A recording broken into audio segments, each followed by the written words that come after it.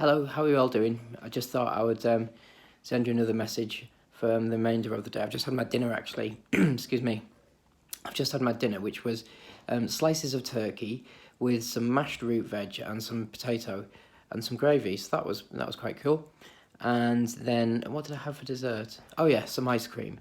So this is NHS meals within an NHS mental hospital in Bolton. So hello, that's where I am at the moment. This is now day 4 since they caught me when I went on the run because I got frightened and I wanted to get out the northwest. But that's a whole other story. That's a whole other story because right now I was thinking about my little brother actually, and the really cool times that we had when I was growing up with him. And we did. We had amazing times together. You know, it was so much fun, and we created so much magic when we were together. And he barely speaks to me now. He barely speaks to me or acknowledges me. I do understand a lot of his reasons, I do. But I just can't understand him just leaving me like he did. I've never been able to understand it. You know, when I was really ill with drugs in 2017, really poorly with the amounts that I was taking, you know, my habit was out of control. My world was just in total disarray. Everything was destroying all around me. I just didn't know where to turn, didn't know what to do, couldn't breathe. It was just a nightmare. And I knew it was coming. I knew it was coming. Because of the really tough decision that I had to take. When my friend revealed that he was a paedophile.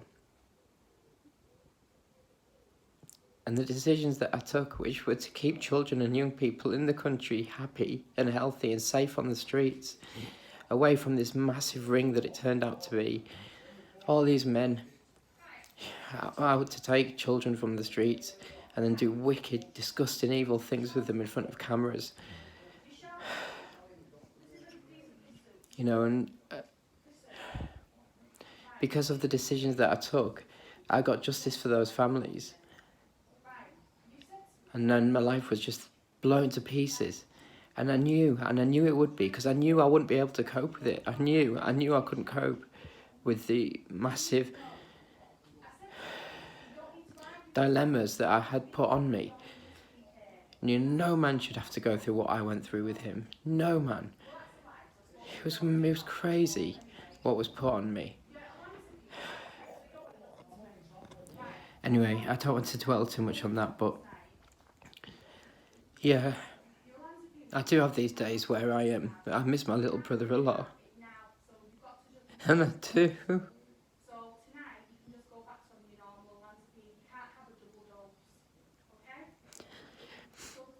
The fun we used to have.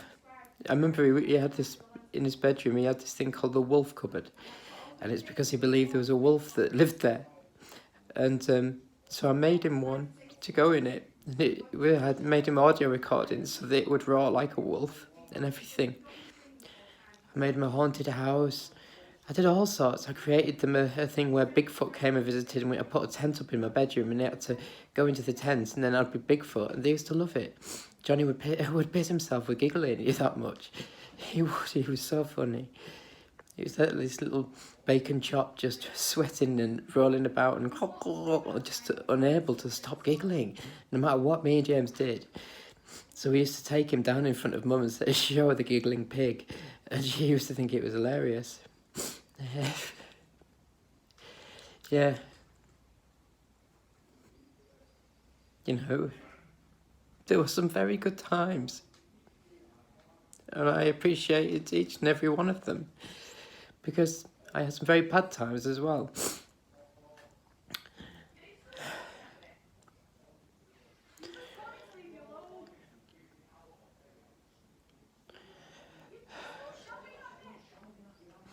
I think they're having an argument outside. I'm wondering if I should do a presentation to all the people in this hospital, in this ward, about my ideas for Brain Health UK and New UK, like stand up and present it to them all and see what they think, get feedback that way. That's one way of starting the feedback. And then saying, look guys, if you like the idea of this, will you help me to share it? Will you help me to spread the word around the UK to say, why don't we come up with a plan for our futures? You know, there's so many of us losing jobs right now, so many of us that are flying into debt. Let's stop it for when we get out of lockdown and have a new start, a fresh start for everyone.